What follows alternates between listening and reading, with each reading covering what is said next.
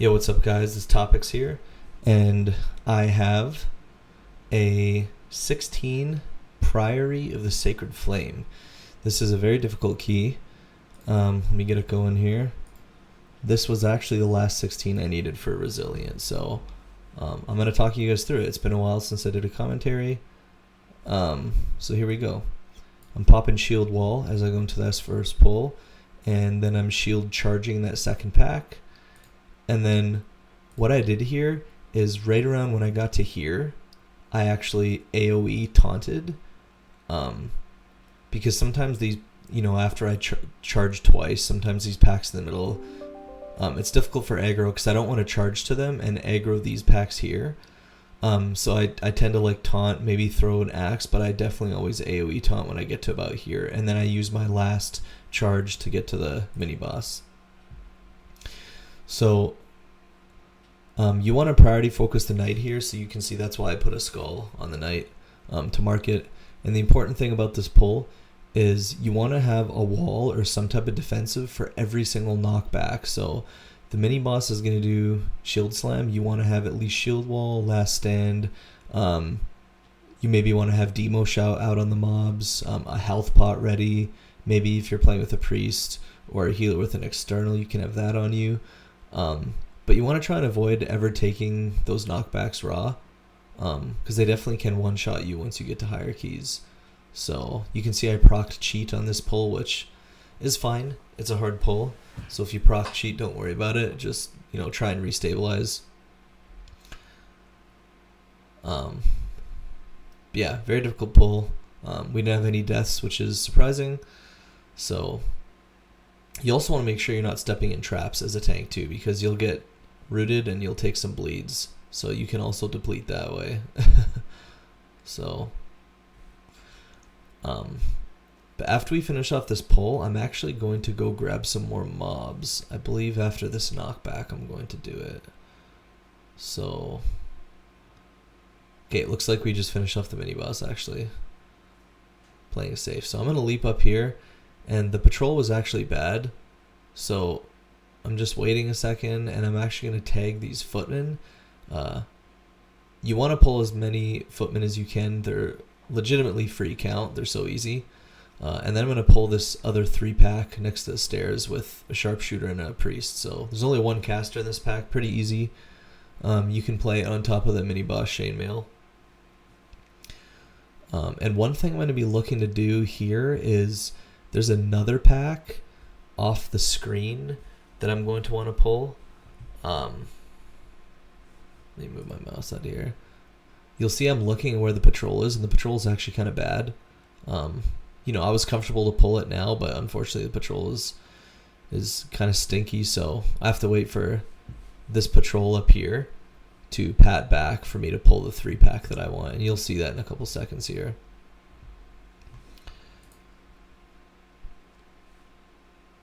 So the difficult part about this is just, chainmail is leaping on people and there's a sharpshooter, shooting at some people. Other than that, it's kind of an easy pull. But I'm going to leap up here, and then I'm going to tag these without tagging the other patrol there. And then you do need a ranged kick on the priest here. Looks like a holy smite went off, and then the DK gripped it in. So just pulling these on top of the mini boss as well to try and save some time and do some cleave. I would have pulled these earlier if the patrol was a little bit better. Ideally, you do want to pull these a little bit earlier, but this was fine. So let me see if I can skip here because we just finished this pull off. So yeah, we finished this pull off, and then we come over here, which is pretty standard, and then we're just waiting for this patrol. And I marked the knight already because I'm going to pull that, and the knight is going to be our focus. So I'm going to go grab this mob. Again, you don't want to get 2 AoEs from this knight, so the knight's going to do, a shout in about 10 seconds. People are going to want to pop defensives for that. And then, yeah, we're just going to want to finish off the knight before he does his second shout, which I think we will because the knight's actually melting right now. So healer put down Link for the shout, which is good. And yeah, this knight got melted. Still 10 seconds from the next AoE, so this pull is fine. I've seen some teams not pulling this, but pulling this is also fine. So the next pull is we're going to be grabbing some footmen by these archways. So you always want to grab these two, and then in this one you want to grab the sharpshooter and 2 footmen, and then you're going to take all of this into this next little mini boss here. Careful of these neophytes because they will climb up and try and melee people, so you either want to stun them as they come up with shockwave or like AoE taunt if you have it. Just make sure that you have aggro on all these little guys, so use offensives and stuff as they're running up the stairs. This pack is really just kicking the Holy Smite and then popping defensive if you need to as a DPS when the reflective shield is up on the mini boss here. But yeah, this pull is pretty easy. It's just literally one kick and some sharpshooters shooting at some people that the healer needs to top. But yeah, I think I'm gonna skip forward a bit because yeah, so finish off this pull, and then we actually go this way instead of the way we came, just because it's a little bit shorter towards the pack that we actually need. So now I'm gonna pull this 3-pack, and the mini Tainer is gonna be running, and I'm watching for him right now out of the corner of my eye, and I'm gonna pull him, and then we just need a ranged kick. So looks like he gets one cast off on me, but then our shaman kicks him. So yeah, basically this next part of the dungeon is we're just gonna cleave down these other ones as we're priority focusing Tainer. There's some kicks and stops you need to use here. I wouldn't pull more on Tainer than this just because the amount of kicks there is. But once the other little guys around him are finished off, you can chain into another 3-pack, which we're going to do in a second. These packs become like increasingly easy if you're in comms and can call stops, but we actually did this we did this dungeon no comms. So I see the shaman kick Tainer, so I'm going to go ahead and pull the next 3-pack. And pretty much Tainer should be dead by the time these other mobs we pulled around him are dying, so these should all die around the same time. You kind of spend the first 50% of Tainer on the first 3-pack and the second 50% on this pack, so I think I'm going to skip. So we finish off that pull, and I'm going to grab these ones here and then these 3 here, and they're going to meet together. Again, there's 3 casters here, so you just need to be calling stops if you're in comms. We weren't, but people were pretty good at stopping stuff here. I think a couple casts went through, which is bound to happen in a pug with no comms. This isn't a full pug though, because I actually do know 2 of the people in here. The monk and the healer are on my friends list, so this is kind of like a half pug, half friends key, but we did not have comms. But yeah, so as you guys can see, the key is pretty smooth so far. We have 0 deaths up until this point, which is extremely solid for a 16 pug. But I'm gonna skip. So basically, finish off that last pull, and we come into boss. Looks like I used the shield wall from Avatar to cover that tank buster, but essentially as a tank, there's a couple things you need to focus on here. You want to make sure you kick the boss. You want to make sure you have something for every single tank buster, and then you want to use spell reflect on the judgment. This Holy Radiance can be covered by group DRs, so like AMZ, Link, Rally. You can use like a party defensive for that AoE. Yeah, the reason why you want to spell reflect the Divine Judgment is because it is a magic hit. The healer dispels the debuff on you, but like using spell reflect will reduce your magic damage by 25% while that's going on. And then yeah, this tank buster is a bleed, so it is gonna hurt. You are gonna tick down. As long as you press wall, whether that's like shield wall or maybe you want to also overlap it with a demo shout, as long as you have something for everyone, you kind of just have to rely on your healer, to be honest, for the rest. Obviously, if your health is dropping super low, you can health pot, or you can impending victory, which is your little 30% HP heal there. But yeah, I mean, you don't want to overlap defensives too much because you don't want to be dry for the next one. So I wouldn't really recommend using more than just wall on the tank busters.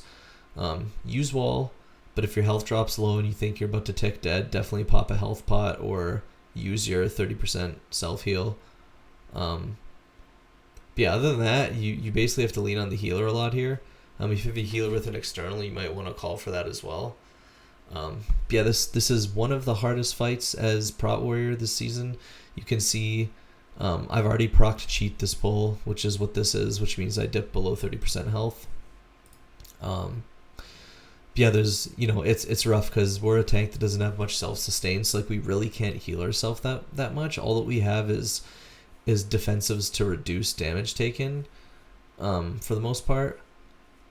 So yeah, you're really needing a ton of heals from your healer as a Prot Warrior on this.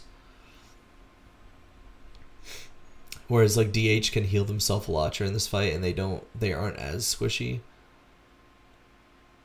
But you can see, let me rewind this. So I just want to, so this was a very scary overlap. So Divine Judgment's about to come out, which is a magic dot. So that's why I have Spell Reflect up to give myself 25% magic DR. The healer is going to dispel this right away. You can see this dot here. The healer's going to dispel it. See, it's going away. The healer dispelled it, but there's also a tank buster coming up, and I literally have nothing. I have no wall, no rally, no last stand, no health pot. The only thing I have coming up in like 1.2 seconds is Demo Shout, so you can see as soon as that's up, I'm going to press it to try and reduce some of the damage from the bleed. So I have this 9-second bleed. I pop a Demo Shout because I'm at 15% health. So there's nothing else I have here. Like I completely relied on the healer to top me there. So that's an example of how you really are throwing yourself on the mercy of the healer as a Prot Warrior in this fight, because there's only so much you can do to live. Now this next pull, you really have to at least do a triple for time. If you don't, you're probably losing like at least a minute. On high keys, you have to do at least a triple here. And the scary thing is, I have no wall, no rally, no last stand, no health pot. So I do wait a little bit here because I see avatars coming up in 13 seconds, and that at least gives me like a 4-second shield wall on pull. And I do have spell block. You do want to use spell block on this because I don't know the exact intricacies, but I do know it helps reduce some of your magic damage taken because there's some spells that these mobs cast on the tank. So this will stabilize you, this pull. So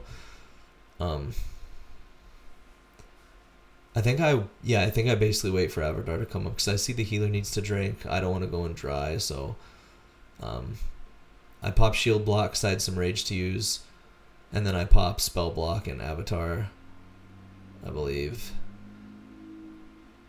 Or maybe I don't pop spell block, so anyways, you can see I'm kind of like trying to stabilize a little bit. Okay, I popped spell block now. Stabilizing a little bit, I body pull the rest of these mobs, and we get going with the triple.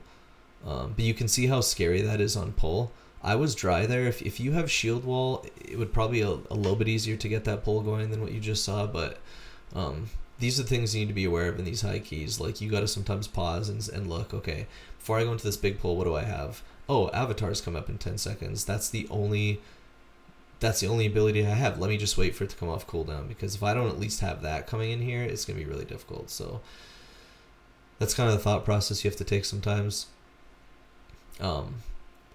Yeah, I wouldn't do a quadruple pull here with 5 paladins unless like you're in Discord, you've played with this team, you're going to be calling kicks and stops.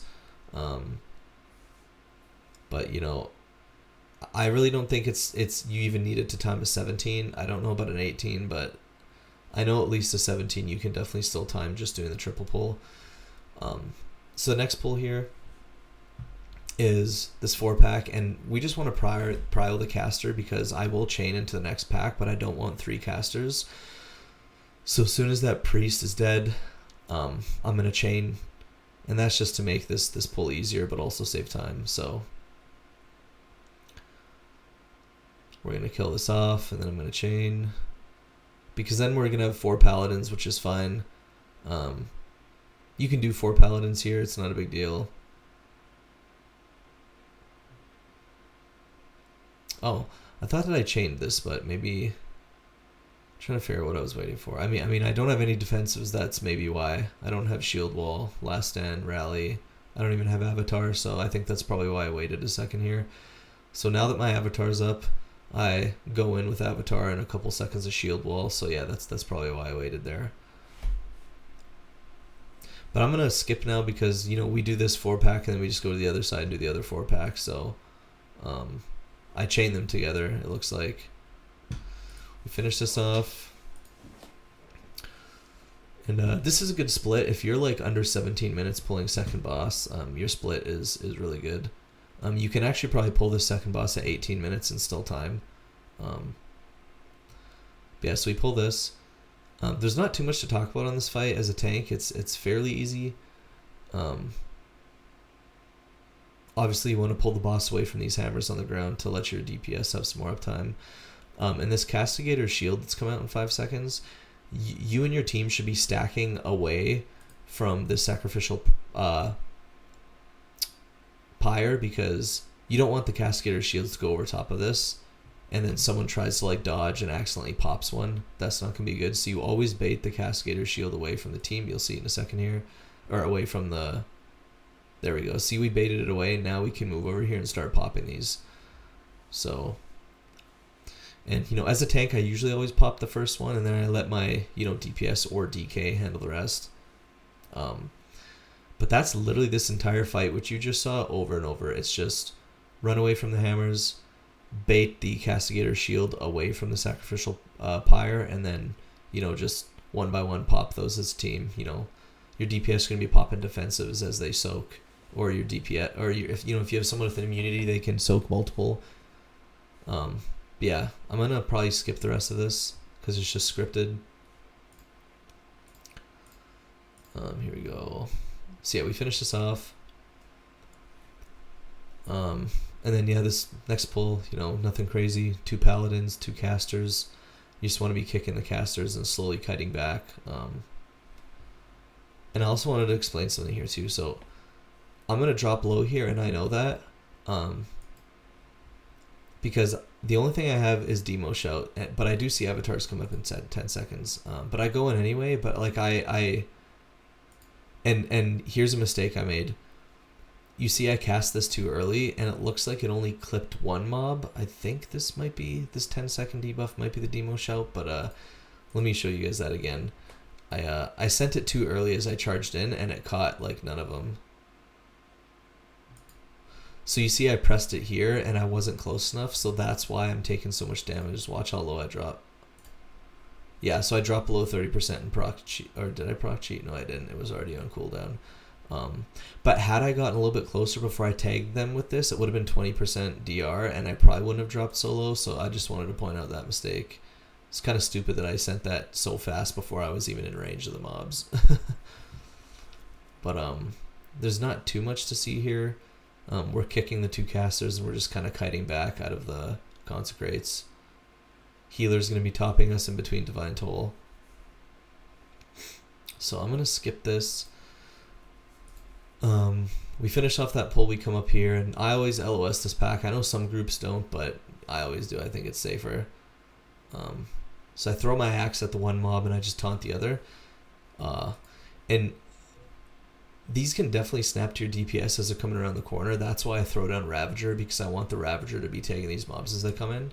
But just be very careful as you're LOSing this to make sure you actually have aggro on these mobs. And yeah, so there's, again, this is kind of a similar pull as the one we just did. It's 2 casters and 2 paladins. So just kick the casters. Your healer is going to be topping you guys in between Divine Tolls. And the difference about this one is there is a Risen Footman. Let me talk to you guys. The thing about these, anything that says Risen in this area, they're going to explode on death. And they actually do a ton of damage on high keys. So as this Risen Footman is getting like sub 10, sub 5%, you're going to want to be using CCs like Stormbolt, Shockwave. Our group would have like Cap Totem, Leg Sweep, Sleet. As long as they are stunned or CC'd before they die, they won't explode and do damage to the group. And I'll see if I can show you guys an example of that. This key. Okay. I didn't get a chance to. I think the mage did explode. Let's see if I can show you an example of the footman. So see how I'm targeting on the footman? I see it's getting low. I see it's getting low. See how I send Stormbolt right here on it as it's about to die?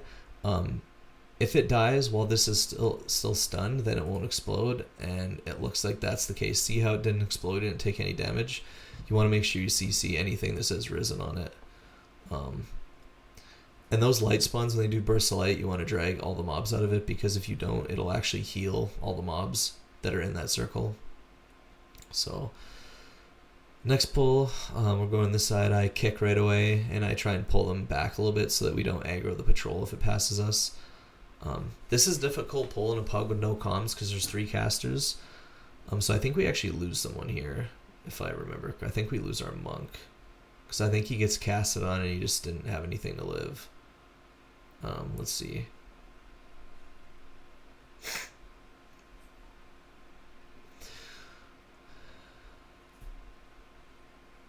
Yeah, so the monk's okay. The light spawn's doing the purification on the monk, and I think he's just dry. I thought it was a cast, but it was the light spawn. But yeah, again, this risen mage, you see 5%. I sent shockwave, but it's not gonna be enough. I think this is probably gonna explode. Let's see what happens. Yeah. See, it exploded and he died again. Because he was dry. I feel bad. He just came back. Let me see. Yeah, see him running up the stairs here. He's literally gonna just get in range as this risen mage explodes, and he's dead. So we had cap totem. The healer probably should have sent cap totem there as those were exploding. So that's just a little bit of a mistake. Again, I'm gonna drag these mobs out.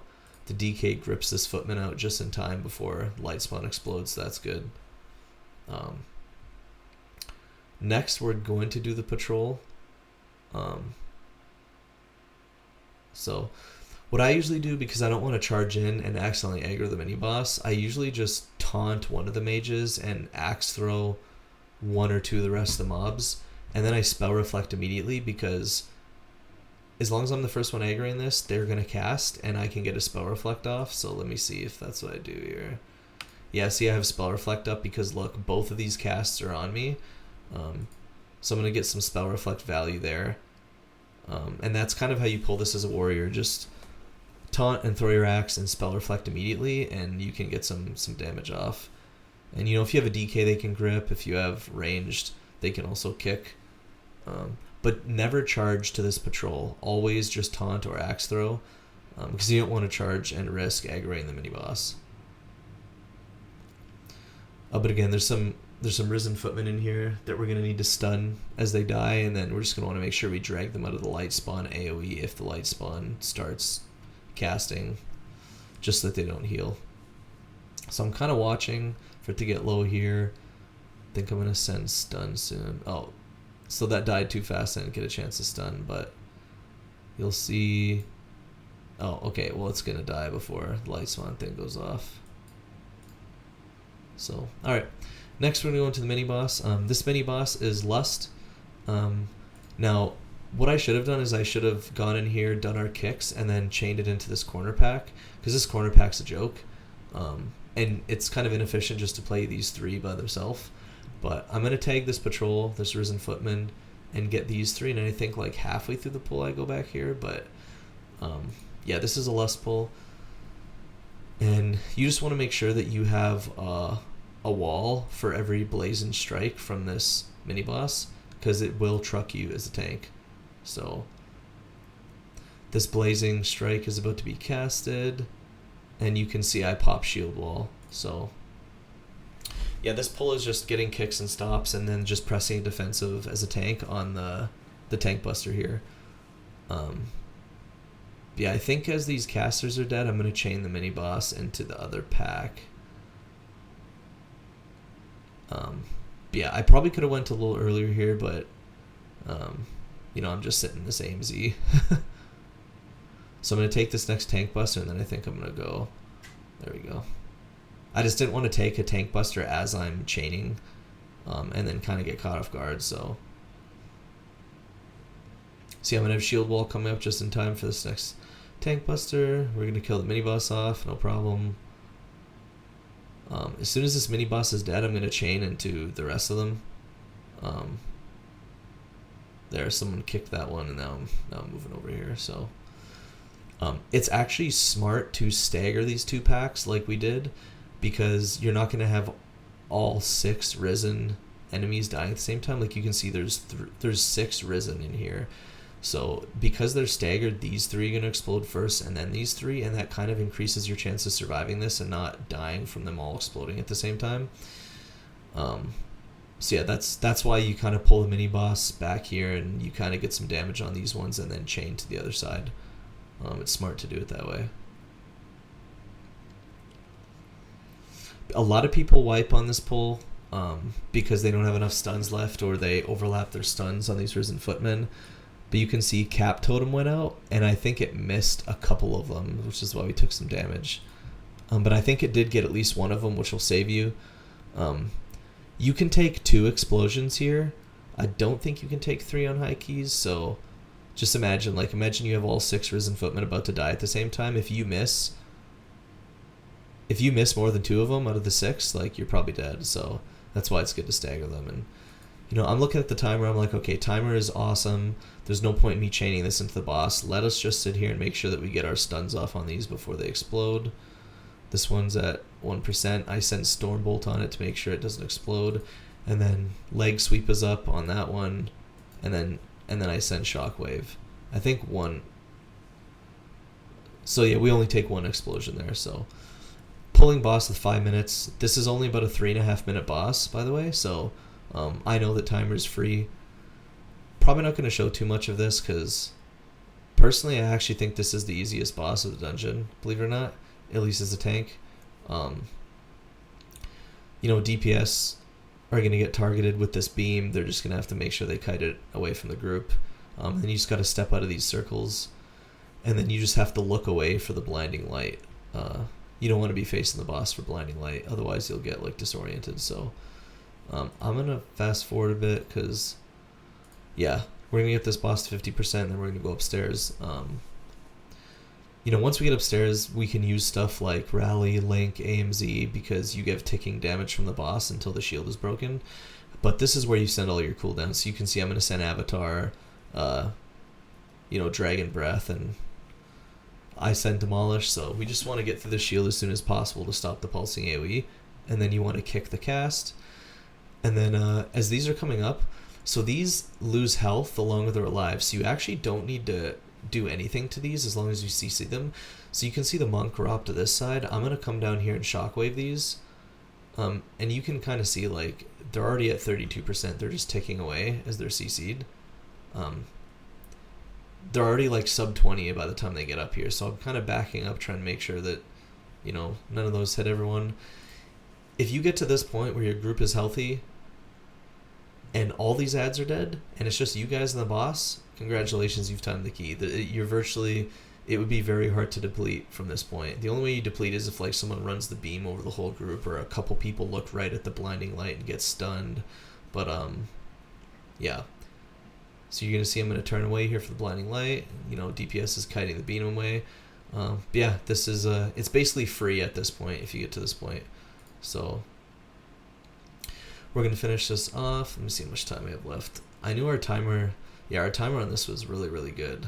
I think we have about 1:45 left. So 3 deaths, 1:45 left on this 16 Priory.